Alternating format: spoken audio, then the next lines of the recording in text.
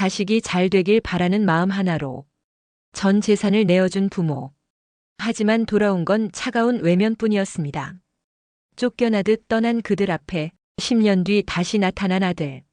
과연 그들은 용서했을까요? 사연 시작 전 구독과 좋아요 버튼 눌러주시면 사연의 재미가 2배가 됩니다. 사연 이야기 시작합니다. 저희 부부는 평생을 아껴가며 살았습니다. 새벽 4시가 되면 어김없이 눈이 떠졌어요. 남편은 리어카에 하루 종일 팔 채소들을 싣고 저는 집에서 만든 밑반찬들을 정성스레 포장했습니다. 시장 한 귀퉁이, 그 작은 좌판이 저희의 전 세계였어요. 손님들이 이거 얼마예요? 하고 물으면 저는 늘 많이 사가세요. 싸게 드릴게요 하며 웃었습니다. 한 푼이라도 더 벌어야 태수 학비를 댈 수 있었거든요. 점심은 늘 김밥 한 줄로 때우고 저녁엔 남은 채소로 된장찌개를 끓여 먹었습니다. 그렇게 모은 돈으로는 조금씩 땅을 샀어요. 여보, 이 땅 사면 나중에 태수한테 도움될 거야. 남편은 언제나 제 의견에 고개를 끄덕였습니다. 30년을 그렇게 살았어요. 새 옷 한 벌 사는 것도 사치라 여기며 오직 태수만을 위해 살았습니다. 태수가 엄마, 친구들은 다 새 운동화 신는데 나만 낡은 거 신어 하고 투정을 부리면 저는 다음 날 바로 시장에 나가 가장 좋은 운동화를 사주었어요. 그리고는 저희 부부는 더 낡은 신발을 신고 다녔죠. 대학교 4년간 등록금, 생활비, 교재비.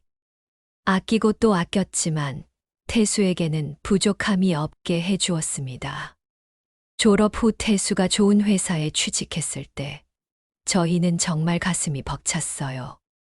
우리가 평생 고생한 보람이 있구나 하며 서로 얼싸안고 울었습니다.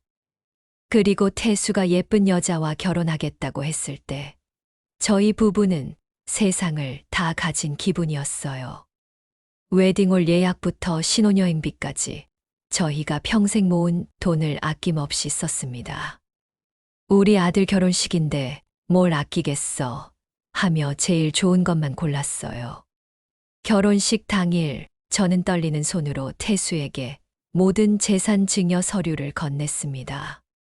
집 등기부등본, 땅 문서들, 그리고 통장. 저희가 평생 이룬 모든 것이었어요. 태수야, 이젠 너도 아버지가 되었으니 우리가 이룬 모든 걸 물려주마. 잘 살아라. 태수는 깊게 고개를 숙이며 감사합니다, 아버지. 평생 은혜 잊지 않겠습니다 했지만 그때 제가 본 그 아이의 눈빛. 왠지 모르게 차가웠어요. 마치 당연한 걸 받는다는 듯한 그런 시선이었습니다. 하지만 저는 그저 제가 예민해서 그런가 보다 생각했어요. 증여를 마친 지 3개월 후 태수의 태도가 조금씩 변하기 시작했습니다. 예전엔 일주일에 2~3번은 전화를 했는데 점점 뜸해지더라고요. 태수야, 요즘 어떻게 지내니? 하고 전화를 걸면 아, 네, 바빠서요. 나중에 전화드릴게요.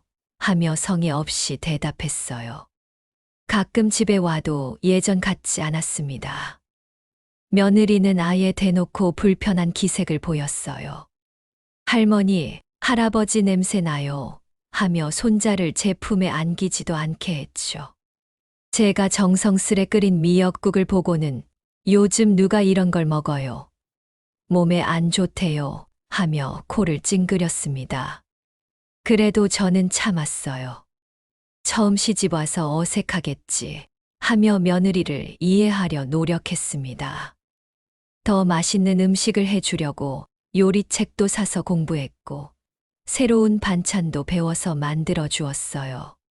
하지만 상황은 나아지지 않았습니다. 6개월 후 태수가 찾아와서는 폭탄 선언을 했어요. 아버지, 어머니, 이 집은 우리 애 키우기에 너무 좁아요. 시끄럽기도 하고 시골에 조용하고 좋은 집 하나 구해드렸으니 거기서 지내시면 어떨까요? 시골이라니. 태수야, 우리가 갑자기 왜 시골로? 제가 당황해서 말하자 태수는 차갑게 말했어요. 어머니, 저희도 이제 독립해서 살고 싶어요.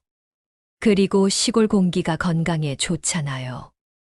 며느리가 옆에서 거들었어요. 맞아요, 할머니. 도시는 공기도 나쁘고 시끄러워서 아이 교육에 안 좋아요.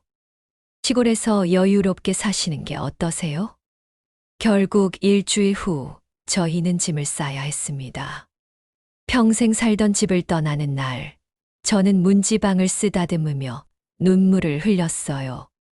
이 집에서 태수를 낳고 키웠는데, 이 부엌에서 매일 그 아이 밥을 해주었는데, 태수가 알려준 시골집은 말이 좋아 시골이지 사실상 유배지였습니다. 전기는 자주 나갔고 수도는 간헐적으로만 나왔어요. 집은 너무 낡아서 문틈으로 바람이 들어왔고 비가 오면 여기저기서 물이 새어 들어왔습니다. 첫날 밤 천둥 번개가 치며 비가 쏟아졌어요. 저는 집 안 곳곳에 양동이와 대야를 받쳐놓고 빗물 떨어지는 똑똑 소리를 들으며 잠을 청했습니다. 남편은 아무 말 없이 새는 곳들을 비닐로 막으려 애썼어요. 여보, 우린 정말 쓰레기가 된 건가요? 저는 결국 울음을 터뜨렸습니다. 평생 모은 걸 다 주고 평생 그 아이만 생각하며 살았는데 이게 우리가 받을 대접인가요? 남편이 제 손을 꼭 잡으며 말했어요. 괜찮다, 여보. 우리 다시 시작하자. 우리가 할 수 있는 게 뭐가 있나 생각해보자. 하지만 그의 목소리도 떨리고 있었어요. 그날 밤 저는 거의 잠들지 못했습니다. 지금까지의 인생이 주마등처럼 스쳐갔어요. 태수를 낳던 날, 첫걸음을 떼던 날, 학교에 입학하던 날. 그 모든 순간들이 헛된 꿈이었던 걸까요? 하지만 저희는 포기할 수 없었습니다. 70이 넘은 나이에 다시 시작한다는 게 쉽지 않았지만 그래도 살아야 했어요. 남편은 집 뒤편에 버려진 땅을 바라보며 말했습니다. 여보, 저기 한번 읽어볼까? 우리 젊을 때처럼 말이야.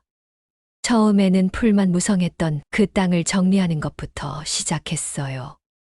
호미질을 하다 보면 허리가 아파서 자주 쉬어야 했고 무릎도 시큰거렸지만 조금씩 해나갔습니다. 여보, 여기 흙이 참 좋네요. 남편이 한 줌의 흙을 제게 보여주며 말했어요. 옛날 우리 고향 흙 같아요. 그래서 저희는 더욱 열심히 땅을 일궜습니다. 첫 해에는 상추와 무, 배추를 심었어요. 매일 새벽에 일어나 물을 주고 잡초를 뽑고 벌레를 잡아냈습니다. 도시에서 오래 살아서 잊고 있던 농사일이었지만 어린 시절 기억이 되살아나더라고요. 첫 수확을 했을 때의 기쁨은 말로 표현할 수 없었어요. 제 손으로 키운 배추로 김치를 담그고 무로 동치미를 담갔습니다. 상추는 된장에 찍어 먹었는데 그렇게 달고 아릿할 수가 없었어요. 6개월 후 저희는 용기를 내어 작은 결정을 했습니다. 시장에 나가서 저희가 기른 채소와 담근 김치를 팔아보기로 한 거예요. 여보, 우리가 할 수 있는 게 이것밖에 없잖아요. 시장 한 귀퉁이 다른 상인들 틈새에 조그만 돗자리를 펴고 앉았습니다. 70이 넘은 할머니, 할아버지가 파는 걸 누가 사겠어요? 하루 종일 앉아 있어도 손님은 거의 오지 않았어요. 그래도 포기하지 않았습니다. 매일 나가서 앉았어요. 지나가는 사람들에게 맛 좀 보세요. 하며 김치 한 점씩 나누어 주었습니다. 할머니가 직접 기르고 담근 거예요. 하며 정성스럽게 설명했죠. 그러던 어느 날, 한 아주머니가 김치를 맛보더니 눈이 번쩍 뜨였어요. 어머, 이게 뭐예요? 정말 맛있네요. 어떻게 이렇게 맛있게 담그세요? 그날 그 아주머니는 김치 5포기를 사갔습니다. 그 아주머니가 입소문을 내주었나 봐요. 며칠 후부터 김치 맛있다는 할머니 어디 계세요? 하고 찾아오는 사람들이 생겼어요. 저는 가슴이 뛰었습니다. 인정받는다는 느낌 정말 오랜만이었거든요. 김치가 팔리기 시작하자 된장, 고추장도 담가서 팔았어요. 3년 동안 묵힌 메주로 담근 된장의 깊은 맛, 태양볕에 말린 고추로 만든 고추장의 매콤함을 알아보는 손님들이 하나둘 늘어갔습니다. 할머니, 이 된장 어디서 배우셨어요? 요즘 이런 맛 내는 곳이 없어요. 할아버지, 고추장이 정말 예술이에요. 비법이 뭐예요? 이런 말들을 들을 때마다 저희 가슴은 뿌듯했어요. 3년째 되던 해, 놀라운 일이 일어났습니다. 지역 방송국에서 시골 할머니의 정성 가득한 손맛이라는 제목으로 저희를 취재하겠다고 온 거예요. 처음엔 믿어지지 않았어요. 우리 같은 사람을 왜 취재해요? PD님이 말씀하시길 시청자 제보가 들어왔다는 거예요. 시장에 정말 맛있는 전통 장류 파시는 할머니, 할아버지가 계신데 꼭 소개해달라고 누군가가 연락했다는 거였어요. 촬영 당일 저는 너무 떨려서 말을 제대로 못할 뻔했어요. 하지만 된장 담그는 과정, 김치 담그는 과정을 보여드리면서 점점 자신감이 생겼습니다. 제가 평생 해온 일이니까요. 할머니, 이렇게 맛있게 만드는 비결이 뭐예요? PD님이 물었어요. 저는 웃으며 대답했습니다. 비결이요? 그냥 정성이에요. 사랑하는 마음으로 만들면 맛있어져요. 방송이 나간 후 저희 인생이 완전히 바뀌었어요. 다음 날부터 시장에 사람들이 줄을 서기 시작했습니다. TV에서 본 할머니 맞죠? 된장 좀 주세요. 하루 만에 준비해간 물건이 다 떨어졌어요. 전화 주문도 쏟아졌습니다. 서울에서도 부산에서도 택배로 보내달라고 연락이 왔어요. 저희 부부는 어리둥절했습니다. 여보, 이게 꿈인가요? 주물량이 너무 많아져서 집에서는 도저히 감당할 수 없었어요. 그래서 작은 가공 공장을 임대했습니다. 물론 규모는 작았지만 위생적으로 제품을 만들 수 있는 시설을 갖췄어요. 백화점에서도 연락이 왔습니다. 저희 식품관에 입점해 주세요. 온라인 쇼핑몰에서도 저희 사이트에서 판매하게 해주세요. 하며 제안이 들어왔어요. 5년이 지나자 저희는 할머니의 정성, 브랜드로 전국적으로 알려졌습니다. 직원도 10명 정도 채용했어요. 모두 저희와 비슷한 나이의 어르신들이었죠. 같이 일하며 외롭지 않게 살아요. 하며 웃었습니다. 그 과정에서 저희는 조용히 주변 땅을 사들였어요. 농장을 확장하고 더 좋은 원료를 생산하기 위해서였죠. 아무도 거들떠보지 않던 그 시골 땅들이 점점 값이 오르고 있다는 걸 느꼈지만 투자 목적은 아니었어요. 10년이 지났을 때 정부에서 그 지역을 신도시 개발지구로 발표했습니다. 저희가 사둔 땅이 개발지구 한복판에 위치하고 있다는 걸 알게 되었어요. 하룻밤 사이에 땅값이 10배로 뛰었습니다. 그렇게 저희는 다시 부자가 되었어요. 하지만 이번엔 달랐습니다. 이번엔 저희 손으로 직접 일궈낸 것이었거든요. 매일 새벽 4시에 일어나 된장 단지를 살피고 김치를 담그고 포장을 하며 보낸 10년이었습니다. 무엇보다 저희를 인정해주는 사람들이 있다는 게 행복했어요. 할머니 된장 아니면 안 돼요. 할아버지 김치가 최고예요. 하는 말들을 들을 때마다 가슴이 뭉클했습니다. 어느 선선한 가을날 저녁이었어요. 저는 평소처럼 가게 정리를 하고 있었습니다. 그런데 문 앞에 누군가 서 있는 그림자가 보였어요. 처음엔 늦은 손님인 줄 알았죠. 죄송한데요. 문 닫았어요. 고개를 들어보니 세상에 그게 태수였어요. 하지만 10년 전에 그 당당하고 건방진 모습은 온데간데 없었습니다. 초췌하고 야윈 얼굴, 구겨진 옷, 그리고 뼛속까지 스며든 것 같은 절망감. 엄마.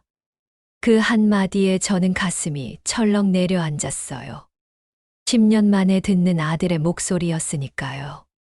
태수는 그 자리에서 무릎을 꿇었습니다. 길바닥에, 그것도 제가 일하는 가게 앞에서 말이에요. 엄마, 아버지, 죄송합니다.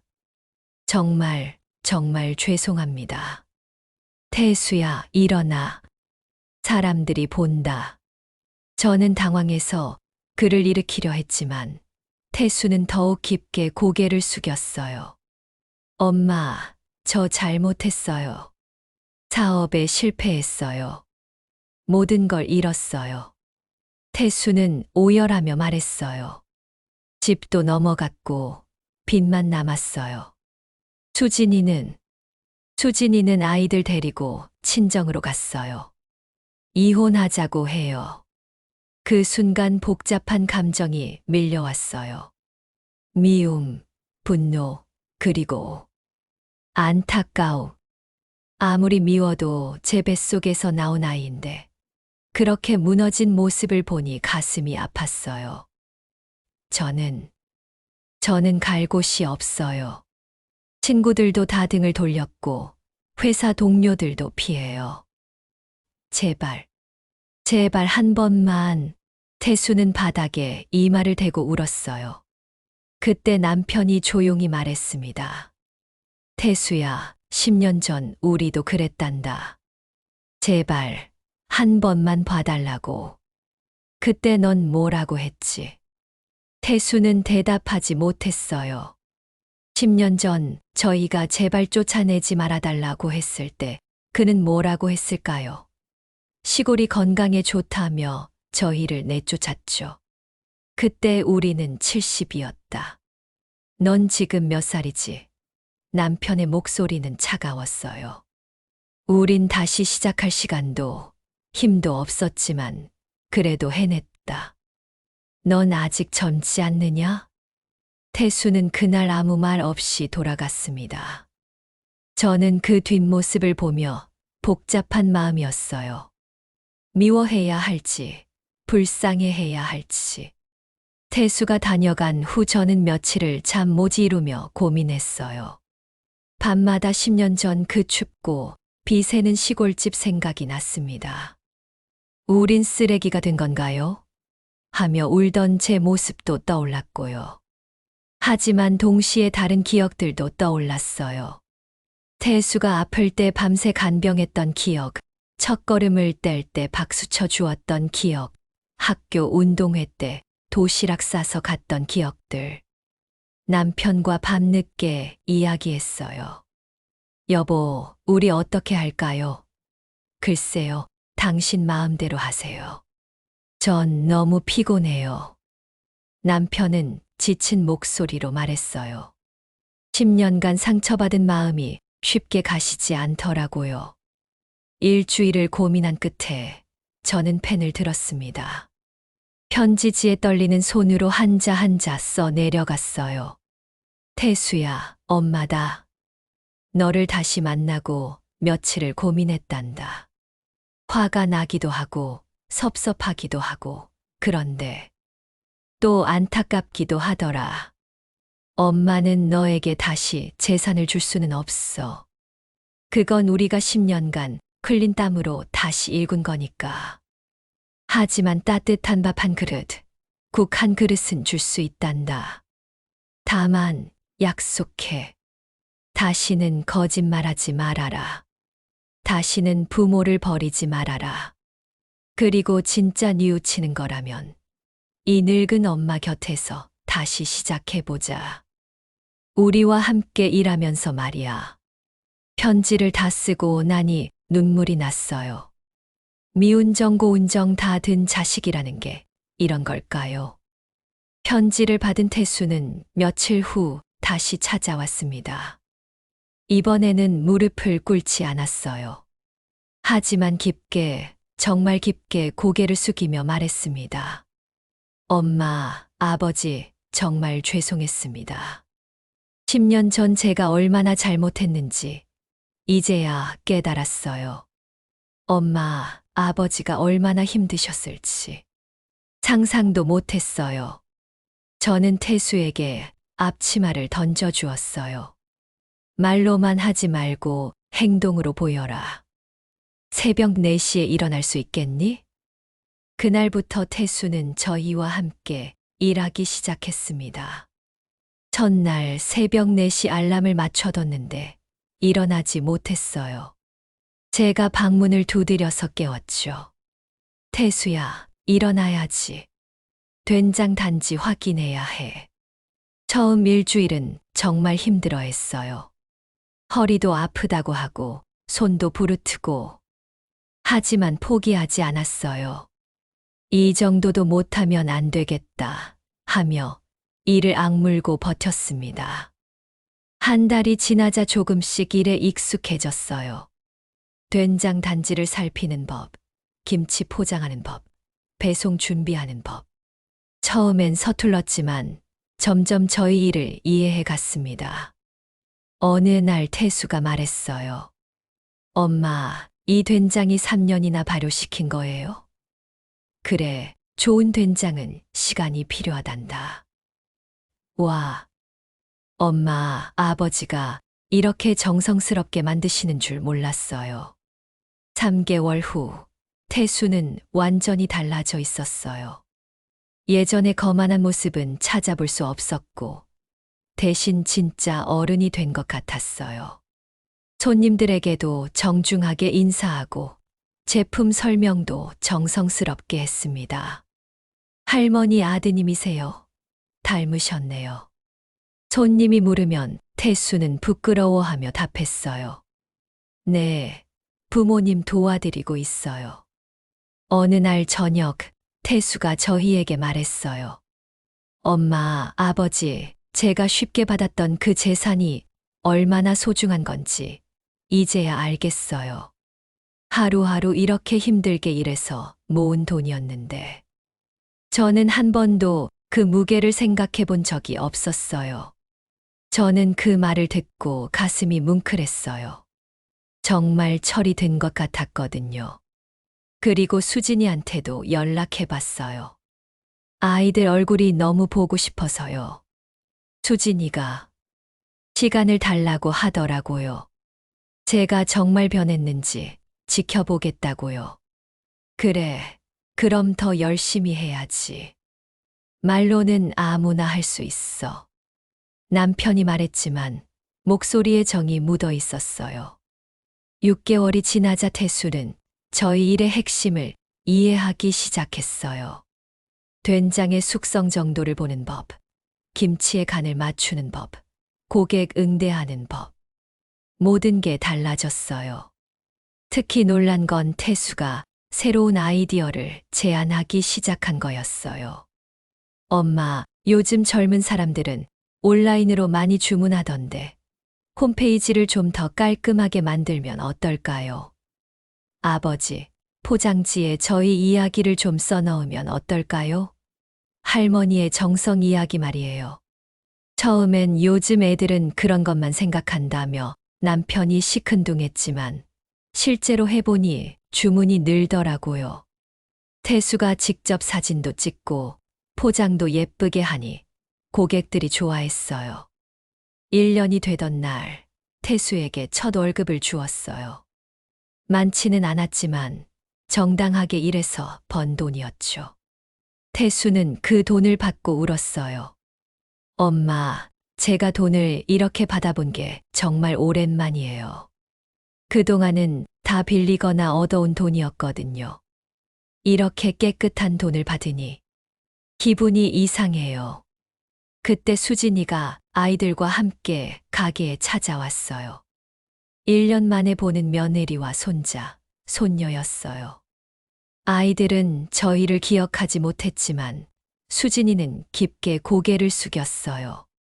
할머니, 할아버지. 그동안 죄송했습니다. 정말 죄송했어요. 수진이도 눈물을 흘렸어요. 태수 오빠가 많이 달라졌어요. 예전엔 화만 내고 남 탓만 했는데 이제는 정말 달라졌어요. 그날 저희는 오랜만에 온 가족이 함께 저녁을 먹었어요. 제가 직접 담근 김치찌개, 된장국, 그리고 정성스럽게 만든 반찬들. 예전엔 요즘 누가 이런 걸 먹냐고 했던 수진이가 이번엔 정말 맛있어요. 할머니라고 했어요. 손자가 제게 물었어요. 할머니, 아빠가 여기서 일해요. 그래, 할머니, 할아버지랑 함께 일하고 있어. 아빠가 일하는 거 처음 봤어요. 아이의 순수한 말에 모두가 웃었어요. 지금 저희는 셋이서 함께 할머니의 정성 회사를 운영하고 있습니다. 직원도 20명으로 늘었고 전국 백화점에 입점해 있어요. 온라인 주문도 하루에 수백 건씩 들어옵니다. 하지만 가장 큰 변화는 가족이 다시 함께하게 된 거예요. 태수는 이제 진짜 어른이 되었어요. 매일 새벽 4시에 일어나 저희와 함께 일하고 저녁에는 수진이와 아이들과 시간을 보냅니다. 며칠 전 태수가 말했어요. 엄마, 진짜 부자는 돈이 많은 사람이 아니라 가족이 있는 사람이네요. 저는 10년 전에 진짜 부자였는데 그걸 몰랐어요. 그 말을 듣고 저는 가슴이 뭉클했어요. 10년의 아픔도 그 모든 시간도 결국은 이 순간을 위한 것이었나 싶더라고요. 수진이도 이제는 진짜 며느리가 된 것 같아요. 주말이면 아이들과 함께 와서 김치 담그는 법을 배우고 할머니처럼 맛있게 만들고 싶어요 라고 해요. 손자는 벌써 나도 커서 할머니 회사에서 일할래 라고 합니다. 손녀는 할머니 된장이 세상에서 제일 맛있어 라고 해요. 그럴 때마다 저는 행복해서 눈물이 납니다. 지난 주말 저희는 온 가족이 함께 새로운 농장 부지를 구경하러 갔어요. 사업이 더 커져서 더 넓은 땅이 필요해졌거든요.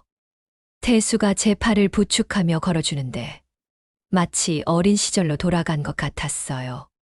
엄마, 제가 이제 진짜 아들이 된 건 같죠? 태수가 웃으며 말했어요. 그래, 이제야 진짜 우리 아들이 된 것 같구나. 10년을 돌아온 아들이지만 이제야 진짜 가족이 된 것 같아요. 그리고 깨달았어요. 진짜 유산은 돈이나 땅이 아니라 함께 일하고 함께 웃을 수 있는 이 시간들이라는 것을요. 오늘도 새벽 4시 저희 가족은 함께 일어나 하루를 시작합니다.